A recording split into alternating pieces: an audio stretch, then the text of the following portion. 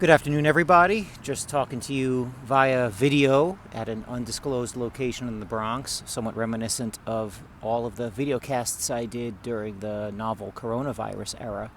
I'm actually in the same seat that I would sit in like this during the spring, summer, early fall of 2020. But I'm not here to talk about that. What I am here to discuss with you is why I say this week in Schule, Schule, which is German for school. So it's a little play on words. And the reason why I do that is because of a book called The Underground History of American Education by John Taylor Gatto. And he was an English teacher at the middle school level in the, I'd say by the mid-60s he was full-time, through the 70s, 80s. And he was Teacher of the Year in New York City and New York State multiple times. Gatto, Gatto. And his book, The Underground History of American Education, showed, beyond a shadow of a doubt, that the American school system was based off of the Prussian Empire's school system. Prussia, we now know it as Germany. And the Germans had gotten their asses whooped in the early 1800s, Battle of Jena, by the French. And the German soldiers did things like run away from bullets and not listen to orders that were putting their lives at risk, right? They would be like, I'm not going to do that. And they would desert, and they would leave, and they would think for themselves, and they were simply not just blindly following orders in the way that the French soldiers were and other soldiers in the past had done. So what they did was, and being German and very mechanical and methodical and leaving no stone unturned and meticulous record keepers, what they did was they created a system where the independence, the intellectual independence, philosophical independence, to a degree economic independence, all of the amazing abundance of what is incredible about people would be hammered down and proverbially, maybe at times, literally beaten out of young people. And what do I mean by that? Schule and kindergarten is related, right? Children's garden. And they don't mean like, let's have a flowering of children. No, what they mean is a garden of vegetables.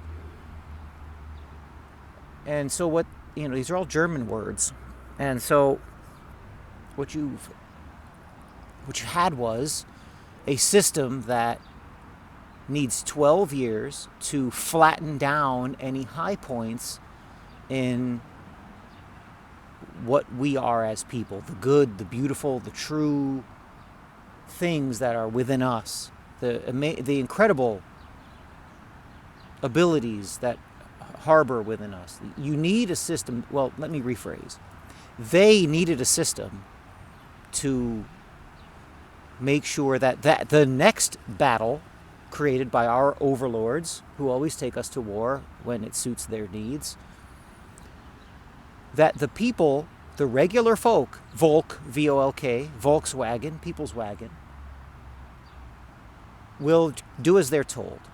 And now here's the wacky part when it comes to the United States.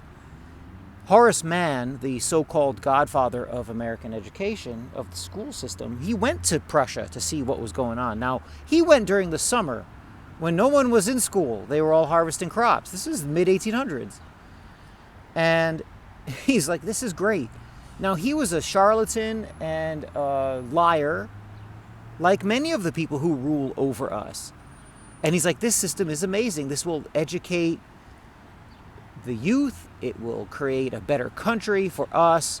And what he meant was it will create a better country for the industrial overlords at the time, the coal interests, the fruit interests, the burgeoning industrial revolution, those interests, right? Oil was starting to really roll. And so he said, we need a huge group of people to do as they're told in this new industrial economy. And this school thing is great for that. And Gatto's book, and there are other places to look, but Gatto's book is the best analysis of this idea of Schule, right, brought from Prussia by Horace Mann. And there's a school down the street over here named after Horace Mann. That's how crazy this is. That's how wacky our world is. That somebody who went to Prussia to look at the school system and saw very little, if not nothing, but really just liked the idea enough to implement it and push it. And they had to push Americans kicking and screaming into a taxpayer-funded school system. You know, there was a time in the United States, and I think that time is slowly coming back, which is a good thing, where if you had said, we're going to take your children at ages 5 or 6, and we're going to kind of take care of things for 12 years, you would have been attacked. You would have been hurt, if not killed, because you're dealing with children. And so, you know, you need this school. The people at the top saw the benefits of Schule, school, very, very clearly and very quickly. And they moved heaven and earth to see to it that school systems would be implemented in the United States. These United States, if you'll notice, the Constitution, there's no mention of education or school or learning really at all. It was up to the people, their local communities. You know, the fact that you'd have a national Department of Education is a total, as with much of the federal government, a complete abomination of what these United States are supposed to be about. So, but this is the world we're in, and so I'm going to leave you with an example or two, because I want this is take 2, right? The first one was too wordy and too convoluted.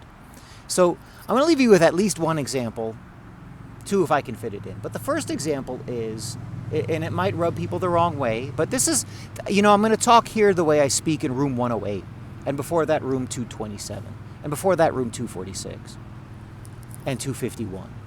So if you were to go to, let me explain what I'm talking about.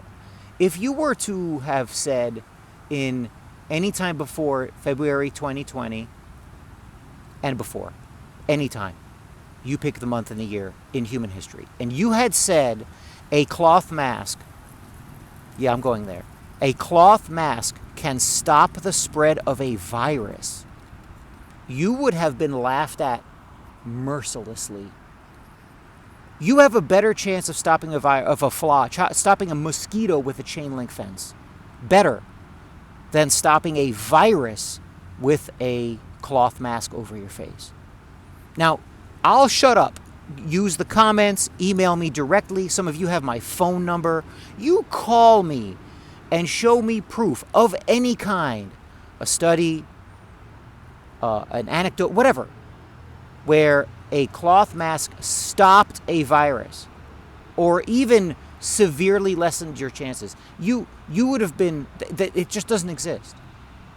But if you want to then tell millions upon hundreds of millions of people that not only is the information that you had wrong, but now wearing a mask will stop a virus and help stop a virus, the only way you can do that is if you have a nation of sheeple.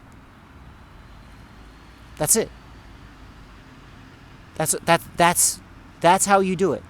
The American Dental Association had a page on its website. I don't know if it's there now, but they took it down, where it said even for your dental assistants to wear a mask was just for their own personal comfort, because even the transfer of germs or diseases from somebody's mouth as a dental assistant, the mask was just for their own personal edification. It really didn't do anything.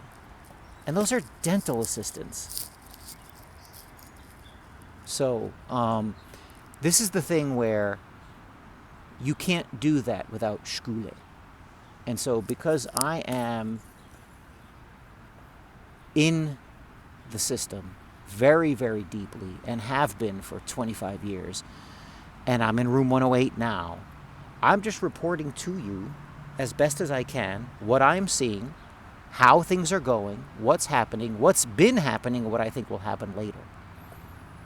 So these are the kinds of things that I see all the time. I don't have very many gifts, but one of the things I'm good at is I'm able to read stuff I don't agree with. I'm able to dive into conspiracies and explain what I see to others, either spoken or in written form. And that's why I'm here. And that's why it's Schule. And that's why I title those columns, which I'm going to try to do once a week for the time being, for years, I guess, as This Week in Schule. Thank you, and I'll see you at the next posting.